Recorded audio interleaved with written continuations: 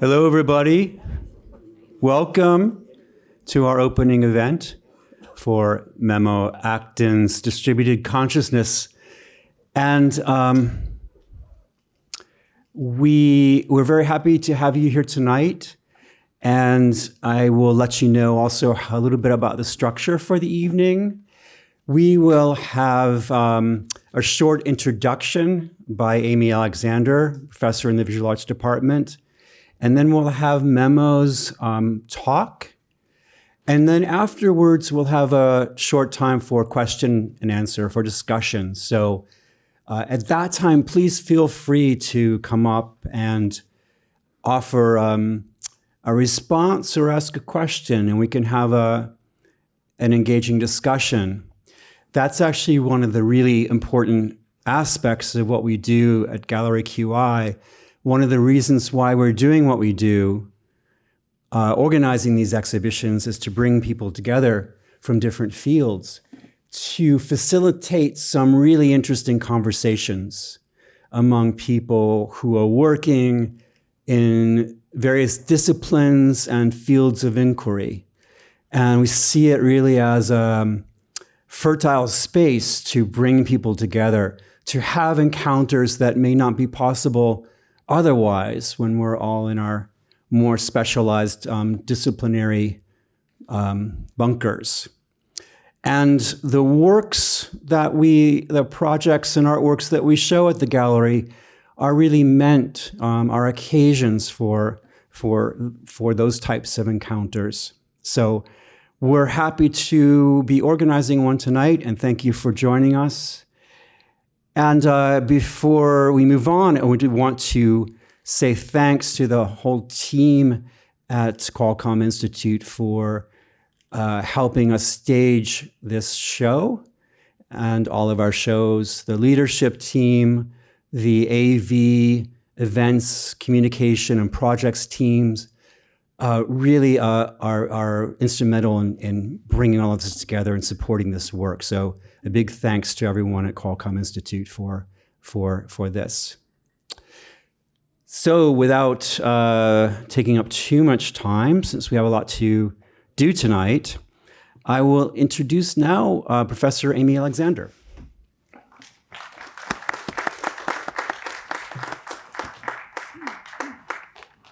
Yeah, thanks, Jordan, and thanks, everybody, for joining us. So we are very excited to be hosting the work of our colleague, Memo Akten. And to give you a little bit of background on Memo, he's an artist, researcher, and philomath from Istanbul, Turkey. He works with emerging technologies and computation as a medium to create moving images, compositions, large-scale responsive installations, and performances. And his work brings together diverse fields such as biological and artificial intelligence, computational creativity, perception, consciousness, information theory, neuroscience, fundamental physics, cosmology, spirituality, ritual, and religion.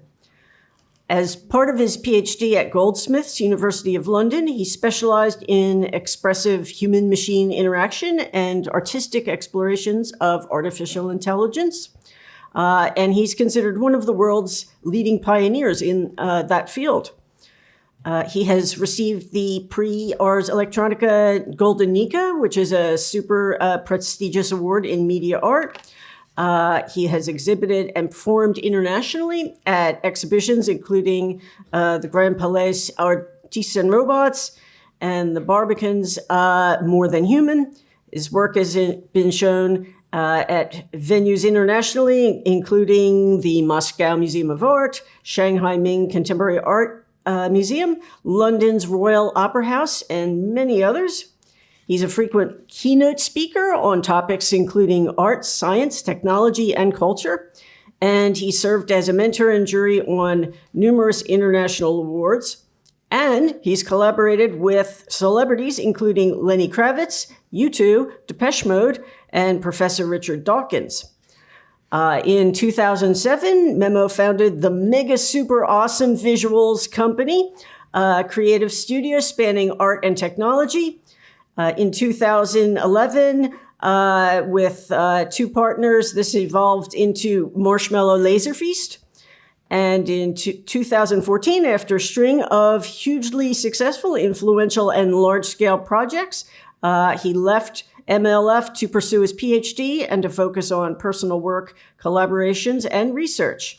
And we are honored that he has joined us in the Computing and the Arts faculty in the Visual Arts Department as of 2020. So without further ado, Memo Akten.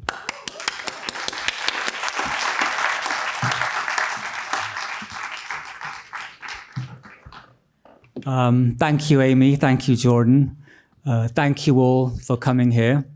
And of course, thank you to the Institute, Qualcomm Institute, for giving me the opportunity to show my work here and organize this event. I'm very grateful.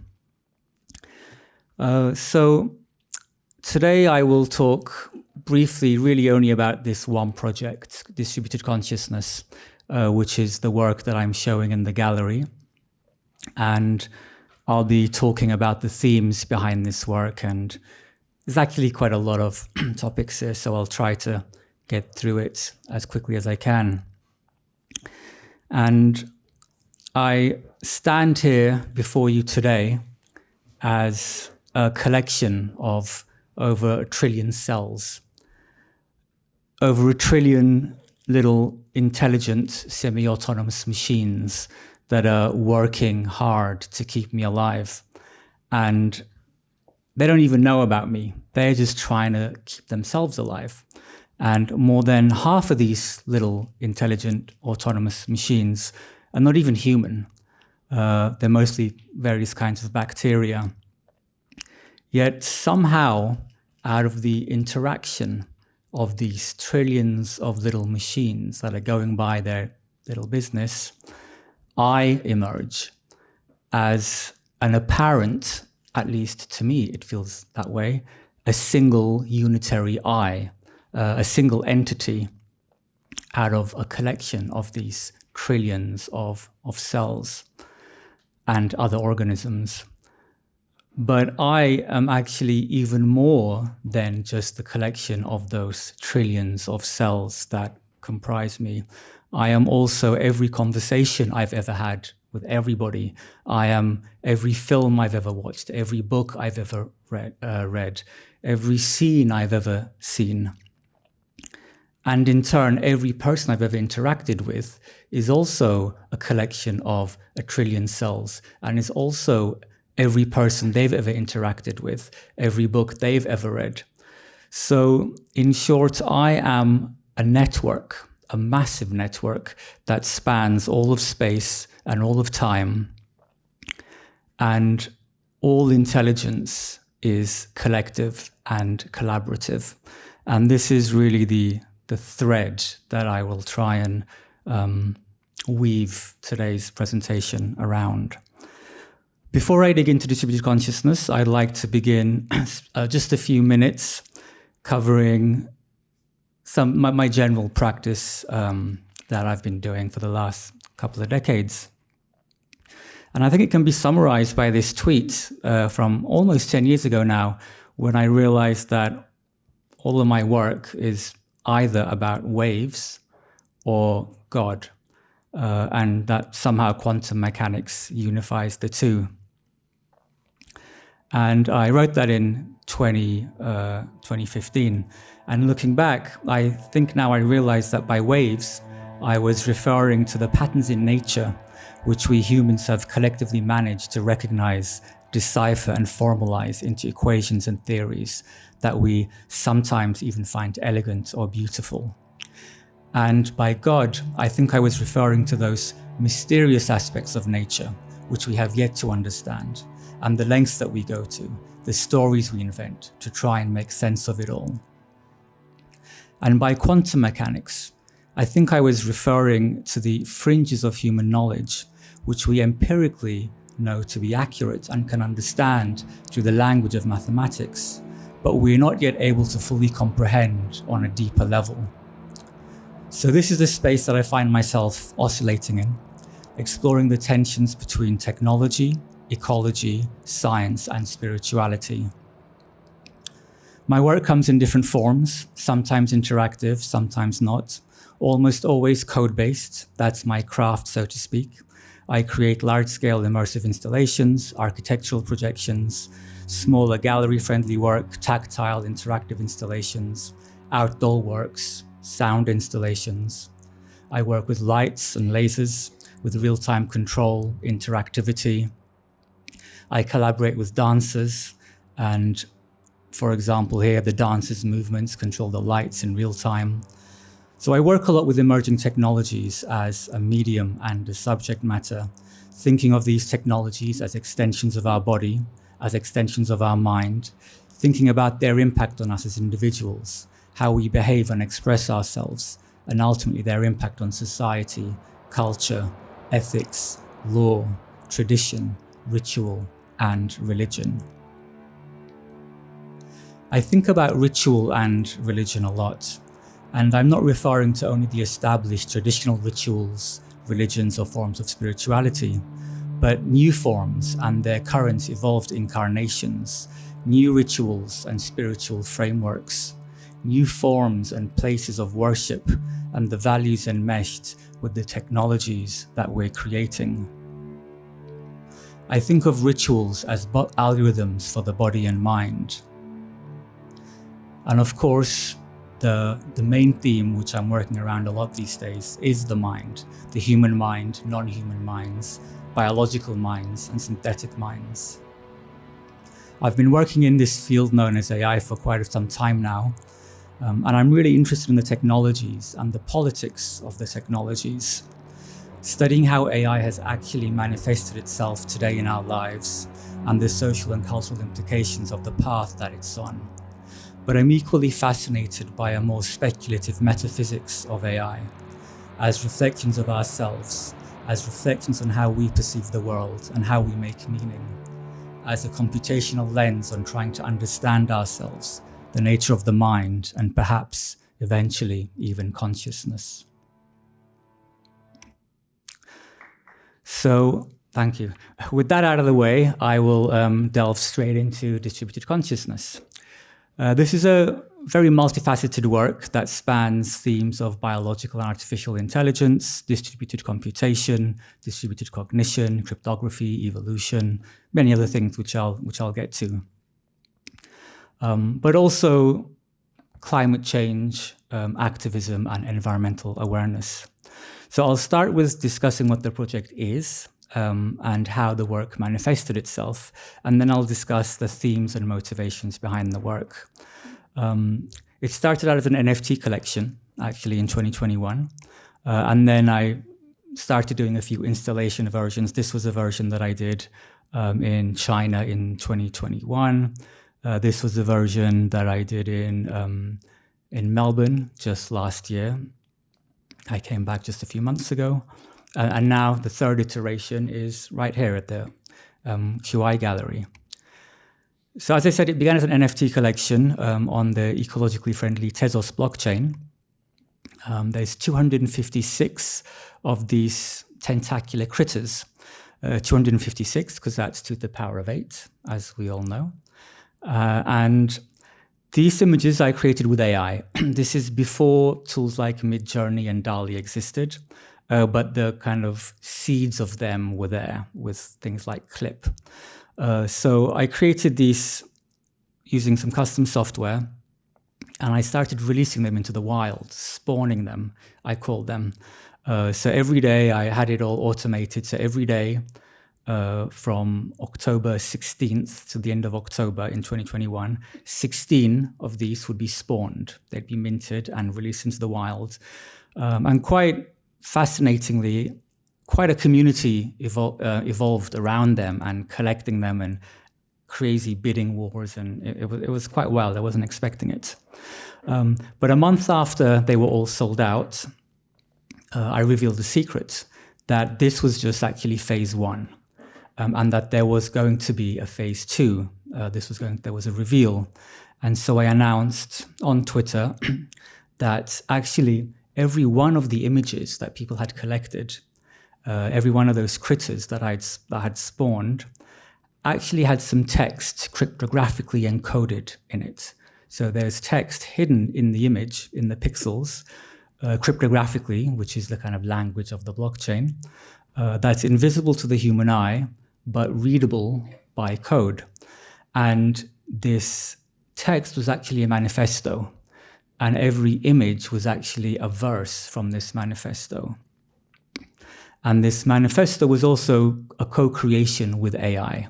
This is before ChatGPT. I used GPT-2 and GPT-3.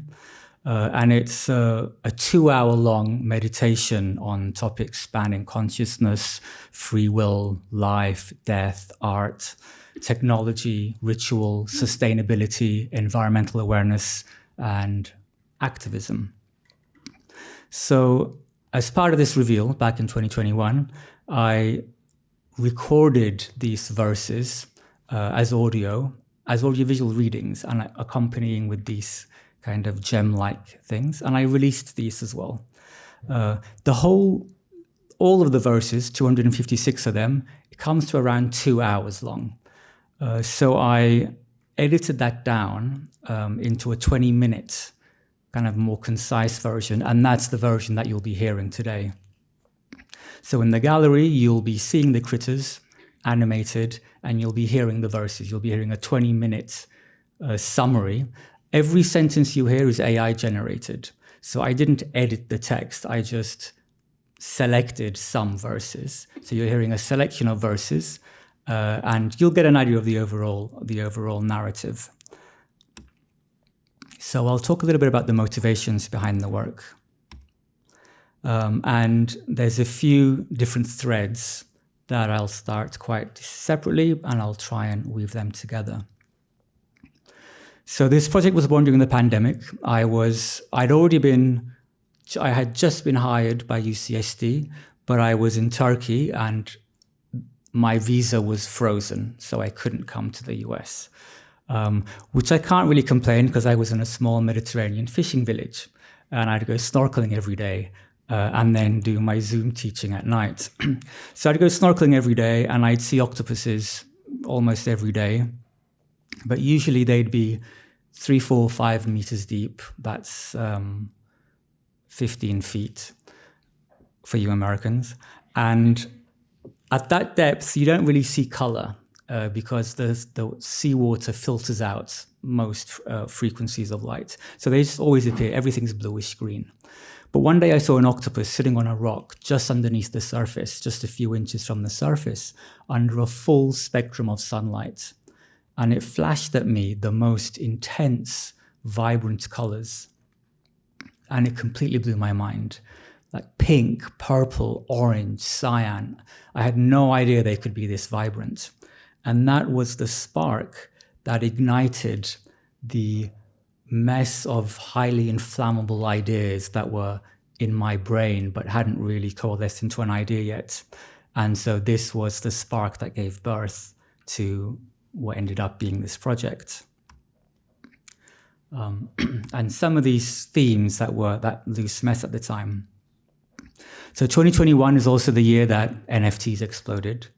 The blockchain exploded, the crazy crypto lobby. And there's a lot to say about all of that, NFT and Web3, and whether it's the VC-backed extreme neoliberal libertarian values driving it, or the ecological nightmare that is Bitcoin and at the time Ethereum when it was using the proof of work consensus algorithm. But I want to focus on something a bit different, a lot more speculative. So I've been working in AI for a few decades now, and it's really been exploding in the last few years. Obviously, in the last 2 years, AI has been huge. But even going back, this is the trend graph on Google, the Google News trend graph for the term AI. As you can see, there's a spike in 2012 that's related to cats. True story, I can talk about it later. But really around 2015 is when AI explodes in the mainstream. And it just grows gradually until right now, it's obviously really, really huge. So yeah, around about 2015 is when it explodes. And this is the trend graph for the term big data. We don't really hear big data a lot these days. But back in 2011, 2012, 2013, it's all we would hear about. It was just big data, big data. And that's about 2011. So I'm really fascinated by how, after a steady period of big data, we have AI. And this is not a coincidence. And there's many reasons why this is not a coincidence. One of my favorite reasons why is this rather provocative statement I made in 2014: consciousness is evolution's solution to dealing with big data. And I will expand on this slightly, especially thinking about when vision evolved roughly 500 million years ago, and it brought with it the selective pressure to reward organisms that could more efficiently utilize the limited neural bandwidths that they had when trying to decide what to do with the information they were receiving from the environment, with regards to evading predators or catching prey. And many believe that this may have even helped accelerate what we call the Cambrian explosion of the evolutionary arms race. And in more complex organisms, this may even include learning to model the environment in order to make more efficient predictions about the environment and more intelligent actions in an increasingly complex world. And going even beyond that, in many organisms, to increase chances of survival, we can start modeling the idea of abstract entities with goals and desires. And we can do this also thinking of ourselves as one of these abstract entities and agents with goals and desires, living in a world full of other agents with goals and desires. So I can interact with any of you and predict and understand your actions, not thinking of you as a trillion cells, not thinking of you as waves in cosmic quantum fields, but thinking of you as an entity with goals and needs and desires that I can empathize with. In a sense, your consciousness is my interface to you. So I do like this metaphor relating the emergence of AI as a means of coping with big data, analogous to the Darwinian evolution of intelligence, and perhaps even consciousness as a means of dealing with big data in the natural world. And I wrote this in 2014 as a tweet and an article and as a blog post. And I'm very happy that Peter Godfrey Smith wrote a book in 2016 called Other Minds, which essentially unpacks, not that he saw my tweet, but unpacks this hypothesis and backs it with a ton of data. But I'll get back to that shortly. So now I'm also really continuing this train of thought. I'm really fascinated by the rise of blockchain, and in particular distributed world computers. So these networks, blockchain-based networks, where each node in the network has a full copy of the code and the data, and they're kind of autonomous. And I'm really fascinated by this as a metaphor for multicellular life, where every cell in my body has a copy of my DNA, is potentially capable of being any other cell, but somehow in a very distributed manner, with no central overarching controlling mechanism, through communicating with each other, they give each other roles. And so now I have nails, and I have eyes, and I have a liver. Even though they all stem, they're all somehow identical and later separate like this. 3, distributed intelligence. More than 500 million years ago, the lineage that would lead to octopuses and the one leading to humans separated. Was it possible, I wondered, to reach another mind on the other side of that divide? Octopuses represent the great mystery of the other. Cy Montgomery, The Soul of an Octopus, 2016. So octopuses are known to be incredibly intelligent. Moreover, they have a radically different neurobiology and kind of intelligence to humans, or even mammals or birds or any other animal that we're familiar with. The nervous system of a common octopus has around 500 million neurons, similar to that of a dog's. But unlike a dog or any mammal, reptile, bird, those 500 million neurons are not concentrated in a central location, like a brain. Instead, they're distributed across the entire body of an octopus, with only 10% in a central brain and 2/3 in the arms. In fact, with more than 40 million neurons in each arm, almost double that of a rat. Each arm is able to act independently, even communicating with other arms without involving the central brain.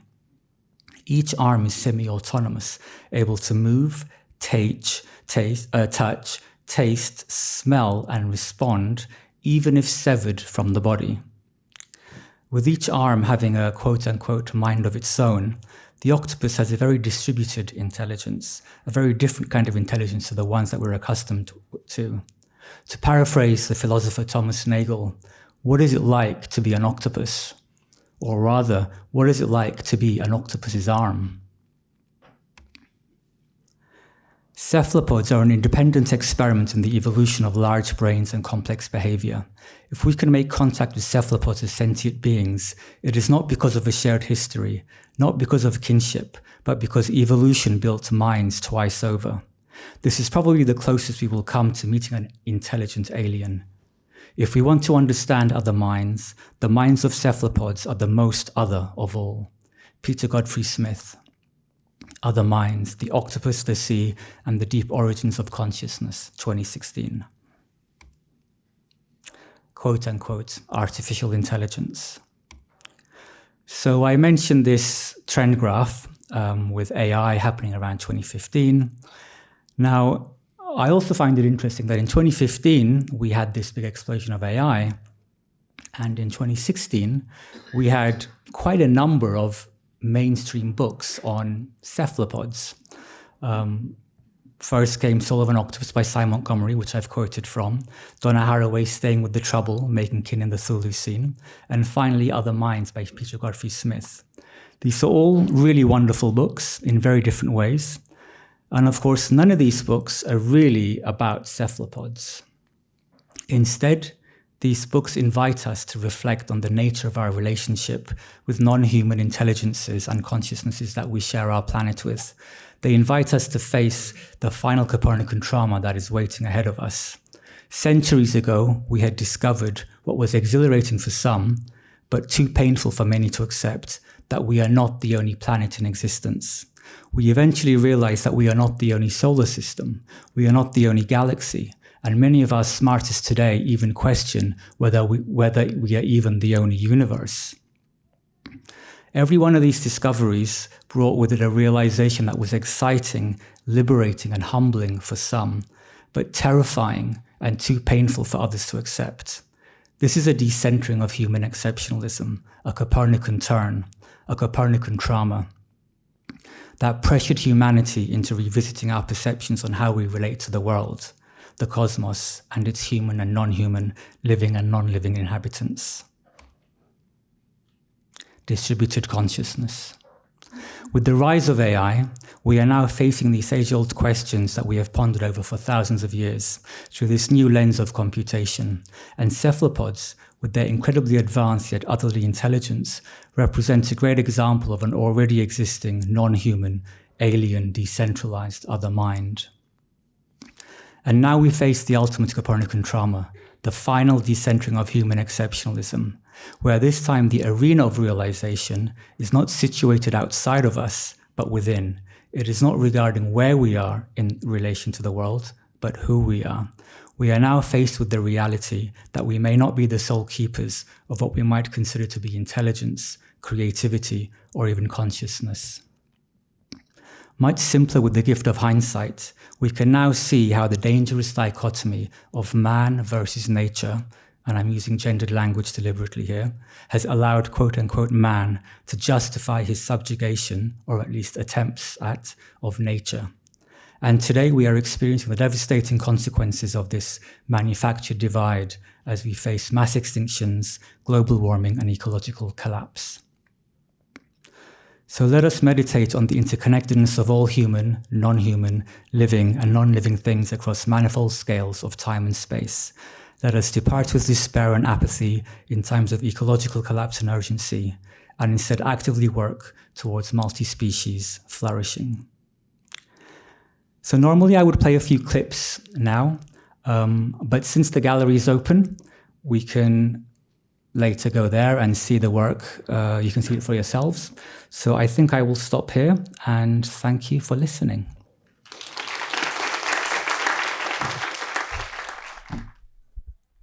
Thanks so much, Memo. We want to open up for discussion with the audience, and I know, please feel free to come on down to one of the microphones on either side.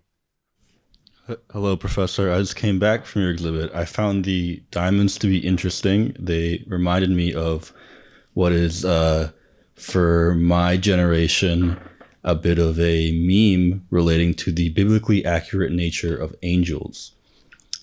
And I wanted to ask you, what is your perception of what is traditionally considered God? Do you believe in some sort of what Christians see as the Holy Spirit or other religions see as a unifying force?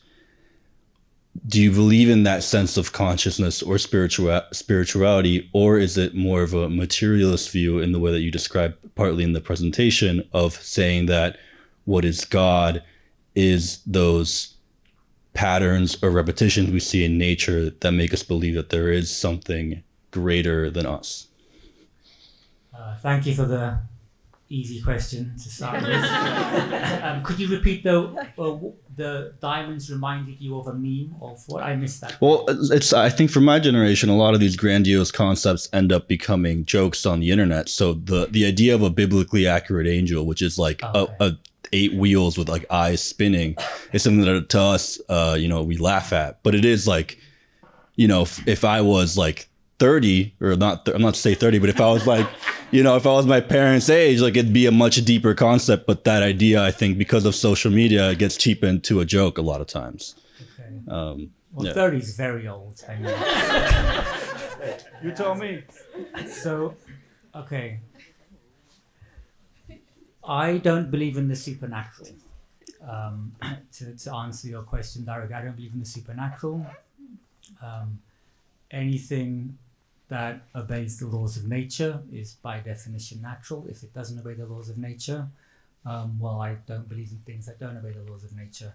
So I believe that I am not in the universe. I am part of the universe, that the universe is in me, that the matter that I am comprised of was born in supernova billions of years ago before it was spewed across the galaxy to momentarily come together to be me and you in this room. And somehow through the interaction of those particles, I am conscious. How that happens, I do not know. But I think it obeys the laws of nature. I could go on a lot longer, but I think that gives the gist of that answer.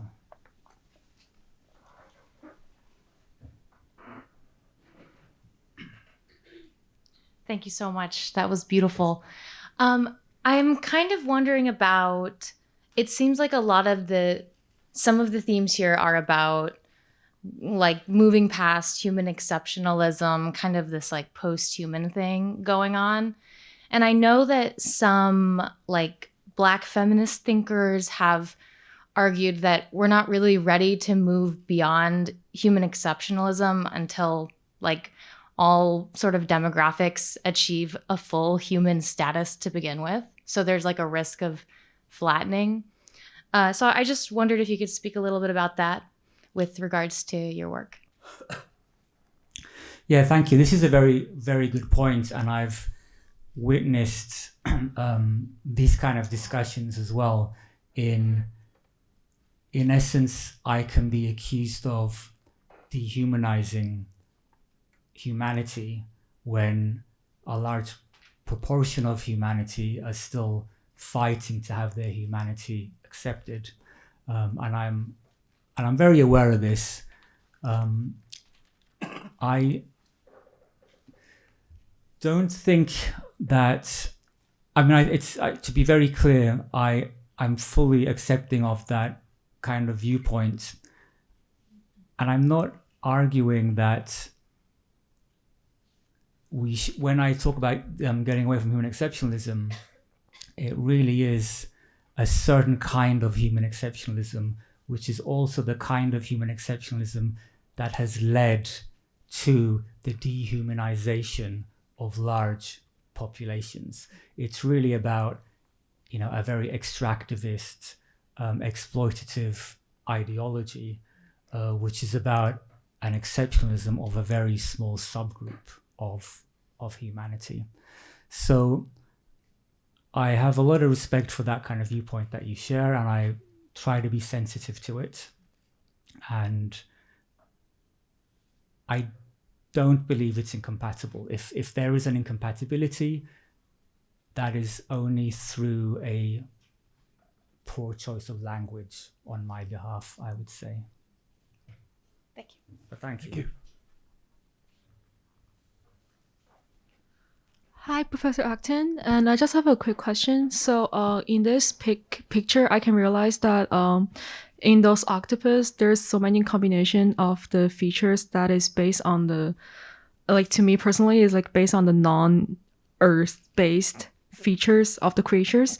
I can see the sparkles and the lightning in those creatures. So I'm thinking that are you inspired by the alienism that's related to the octopuses? Because the reason why that this creature is so special is because the unique way that it's functioning, and it's not like human or mammals or any other creatures. So I would like to know the way you're thinking about the alienism and the connection of it with the octopus.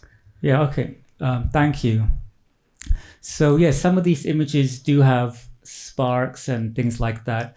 I guess when I was creating these images, I was thinking of, and also the installation in general. And if you read the text about it, because I talk about it as a kind of almost a place of worship or a place of ritual. And I was thinking about not necessarily alien, but rather how religions inform culture and values. And we essentially get even in a secular society, we live in the shadow of the religion that has been dominant. And, in Europe is arguably perhaps more secular in where I was living in England before, but still, it's every aspect of society is shaped by the religions that has been controlling it. And so I was wondering if we had other kinds of faiths, what kind of values might we have had? So in a way, I imagined these creatures as inspired by octopuses, but as deities. If these had been our deities, if we had a different religion, if we had a different faith system, what might our values, what might they have been? And what kind of world would we have been living in? So that was a kind of starting point. And then I just played with lots of different aesthetics. Some of them do have kind of more lightning style things. It's not necessarily alien though. It's not a space alien thing. It's more mythology. So this is a kind of alternative mythology, let's say. Thank you.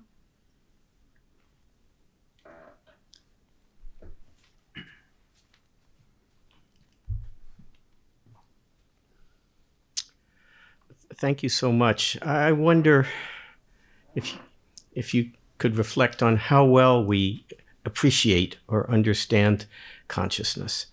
We've looked at this. You've made a really nice point about the independent 500 million year evolution that leads to species, the cephalopods, and let's say us, and that's a big divide.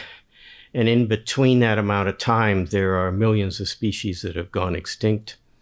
And we don't really have the ability to understand whether they developed consciousness or not. So there could be a whole universe of consciousnesses we don't appreciate. And I just wonder how we can approach a fuller understanding, or if you have a view or a pathway to understand a fuller understanding, also given our cosmology, which is, you say that these events have been going on for a long, long, long time. Yeah, thank you. Another simple question. So I'm very interested in this topic, but of course I'm not a scholar in the study of consciousness. I will say it is a very interesting area of research. I don't know, it feels impossible to try and make progress in this field. But then I'm reminded, I guess, making progress in understanding how life functions might have felt impossible a few hundred years ago. I prefer erring on the side of caution in the sense that assuming that, yes, animals are conscious. There was a time when the assumption was no, only humans are conscious, that animals have to prove themselves to be conscious. Whereas if we start the other way, particularly, I mean, maybe I'm getting very bit too pragmatic here, but if we think of mammals which share an almost identical neurobiology as us, then it would be crazy to assume that they don't have consciousness. But then going beyond that, many other animals maybe don't have the identical neurobiology. They don't have maybe a neocortex, but they have a dorsal ventricular ridge, like what birds and reptiles do, which is maybe from some of the similar actions, very reasonable to assume that they are also conscious. Octopuses share hardly anything in terms, well, they still share a very large portion of our DNA because they are still from that lineage, even though some people have proposed that they are maybe actually aliens. That's a different story. But it is most likely that they have some kind of a consciousness, but of course a kind of consciousness which is impossible for us to understand, as I was kind of paraphrasing Thomas Nagel, who was imagining the consciousness of a bat. It's impossible for us to imagine that. I don't know if I can say more about that, but yeah, that's, I guess, where I stand on that question. Professor Dominguez, we're waiting for you.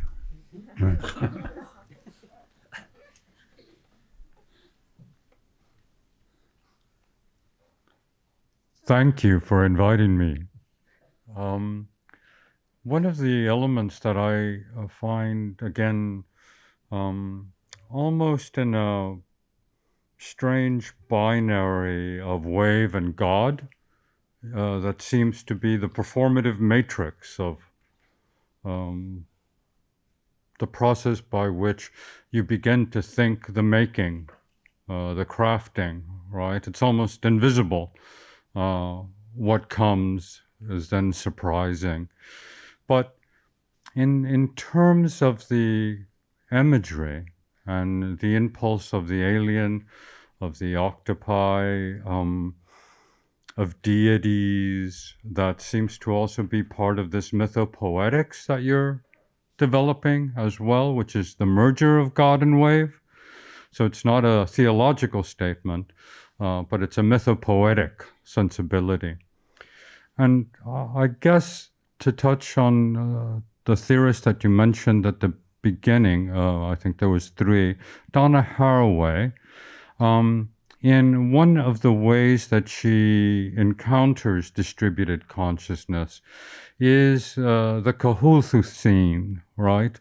Different than the capital scene or the Anthropocene.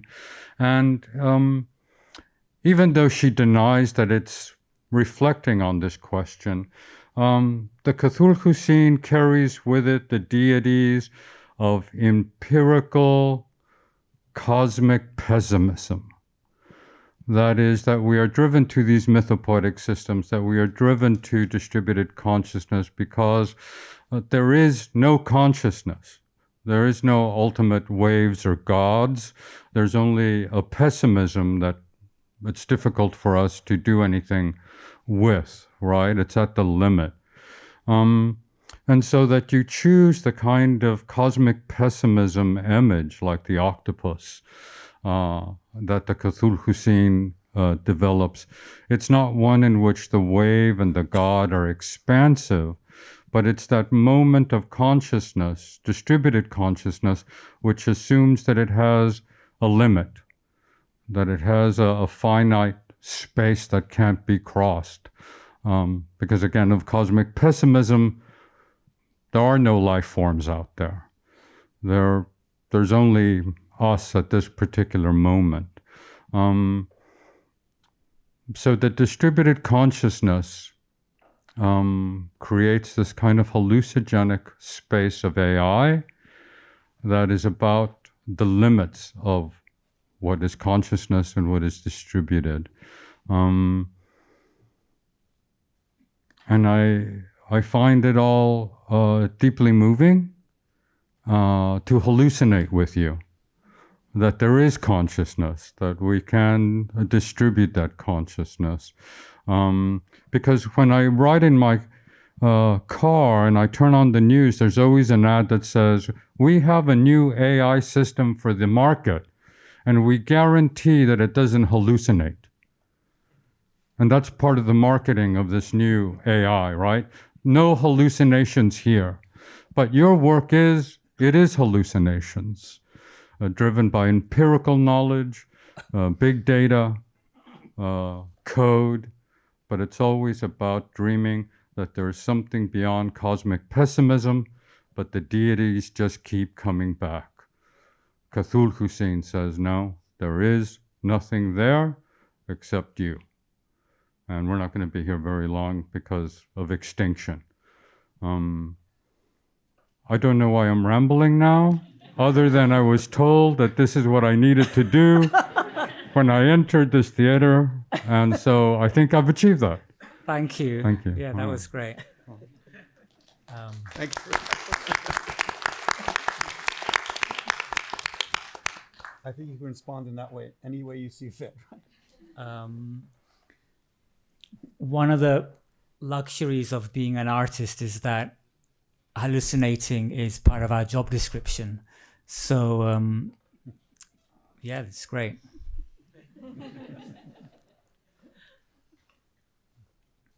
Hi. As I sit here hallucinating with these images in front of me, I see lots of puppies. I see Ganesh at the bottom. So my question is actually about what it takes to generate these. Do you use a seed, which is what we hallucinate about? How long does it take to produce these images? Time-wise, energy-wise? So, thank you for the question. These particular images are very easy and quite quick to hallucinate. I made them in 2021. I'm using a pre-trained model. So this is before things like Midjourney and DALL-E. But at the time, there was a thing called VQGAN, which was, I can't remember who, it's some university research thing. So they trained the model. So that would have been very time consuming. And this is a big model. So like DALL-E or Midjourney, it's got everything in it. To actually generate the images is a few seconds, and it's text-based. So like DALL-E or Midjourney, it's you type in what you want. But the system I had developed for this was I would type in what I want, and it's generating. And then while it's generating, it's like iterations. I could move the image around, and I could type in something else. So it would be generating something, and I'd say, okay, now zoom in here and create an eye, an eye on a rock. So it was kind of like the computer's generating, and it's generating in time, and I'm telling it what to do. And so I guess maybe 10, 20 seconds, the whole process of it iterating, me saying things like that. Yeah. Thank you. Actually, I have a question about the generation of the text. Oh, yeah. Which you speak of as a manifesto. And I'm wondering, so you mentioned that it was written by GPT-2 and 3, but you had a role in that. Yeah. And so I wonder if you could speak a little bit about authorship and about the rhetorical form, that you used with these statements. Yeah, thank you.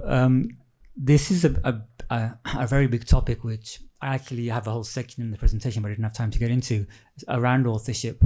because the way I wrote the text was I had a conversation with GPT-2 and GPT-3, which are the precursors to ChatGPT, and I would say something and it would say something, and I would copy paste huge chunks of text in just to steer its style, because that kind of primes it for a particular style of writing. So I would copy a huge piece of text, and then I would add my own paragraph at the end. So it would take the topic and the question from my text, but it would somehow be in that mindset of the, if you pardon the metaphor there, of the text before. So, and I generated like many tens of thousands of words of text like this, and I edited that down to about 10,000 for the full thing. And when I say edited, I didn't touch anything that it generated. I wanted the text to be its own sentences, but I just selected sentences and I reordered them. And sometimes I would take that paragraph and then this paragraph, and they wouldn't link. It wouldn't flow nicely. So I need a connecting paragraph. So I would try to get the GPT to generate a paragraph which would connect those two by prompting, like, this is talking about maybe art, this is talking about life, so maybe something about emotion and what it means to be human. So then I would ask it questions about that to try and connect the link. And in the end, so I used GPT-2, which is an old model, and it's small and it's not that great. I mean, when it came out, it was mind-blowing, but I used GPT-2 because I wanted the beginning to feel quite naive and quite simple. And then I gradually used bigger and bigger models.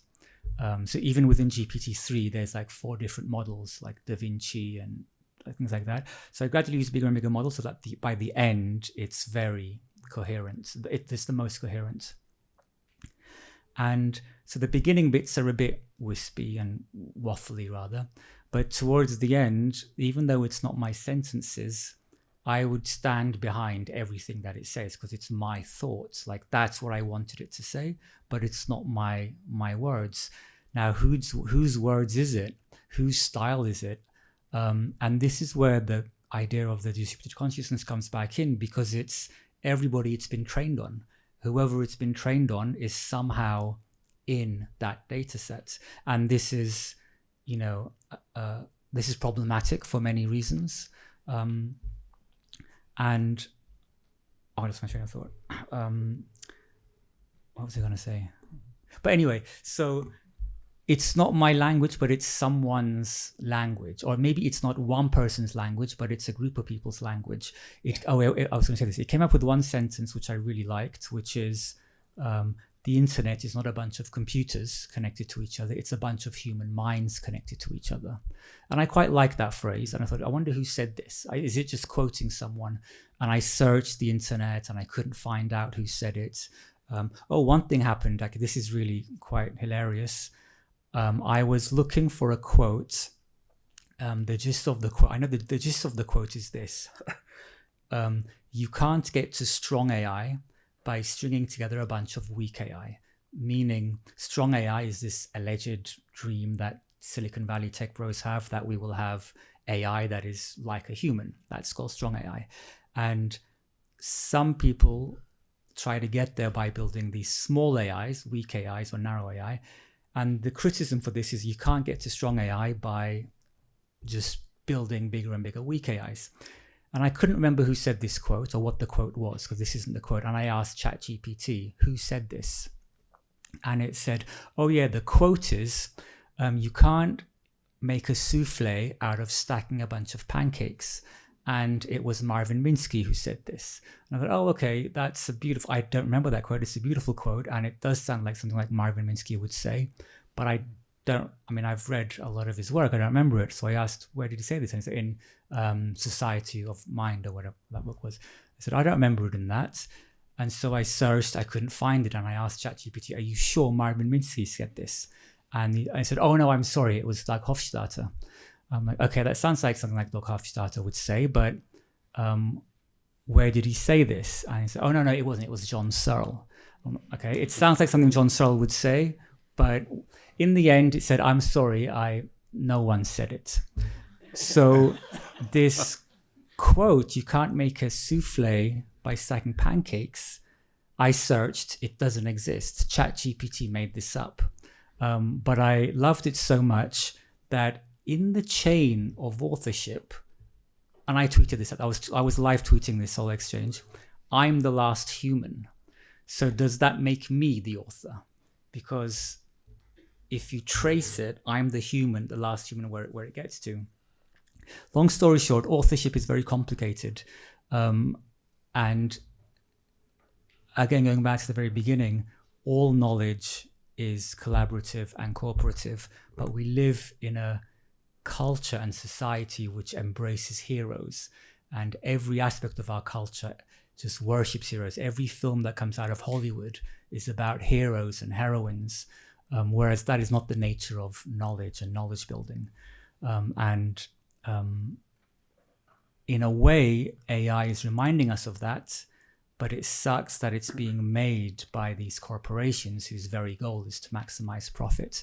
And that's where it gets quite complicated as well. But I think I'll stop there because I've been talking a lot. I've kind of got a follow-up to that. Okay, so we're kind of talking about that distributive consciousness and lack of authorship. And we're talking about this idea of hallucination, which really means the AI got it wrong. It made something up. It lied. It gave us misinformation. And also this idea of we can't conceive of there being anyone out there but ourselves that we know about. But at the same time, the elephant in the room is all of this aggregate data consciousness is very intentionally being seeded with disinformation. So how do we think about that when the AI hallucinates and it's hallucinating something that we think is based on our consciousness, but it's no one's consciousness. It's just fabrications to some extent. That's a good question. I mean, ultimately, when we say AI, of course, it covers many different things. Yeah. But for the purpose of this argument, we're talking about probably the current generation of these like models, like large language models, etc., things like that. Really, I think of these things as a kind of distillation of information. And the current generations of LLMs are quite problematic in the way that they, I mean, on many levels, but even just the way that they produce one token at a time. But there's still a lot of information stored in this model. And I think that's really interesting. It's kind of like a next generation search. I think of it as a next generation search where you can ask Google something. When Google was around, or InfoSeek or Lycos back in the day, it was groundbreaking. We had all this information out on the internet. How do you get it? And now the next step of that is something that mediates that and organizes that information and distills it in a way that is more accessible. Now, where it sucks is the people who are creating this, they're not doing it because they want to give you the best information as accurately as possible. Although some might, like Khan Academy, famously, when ChatGPT came out, announced that they would be incorporating this kind of technology. And I love Khan Academy. Like I owe a lot to Khan Academy. I did all the maths and physics and everything and biology on there. So when someone like Sal Khan says, I want to incorporate this technology, I love it. When Zuckerberg says it, I get shivers.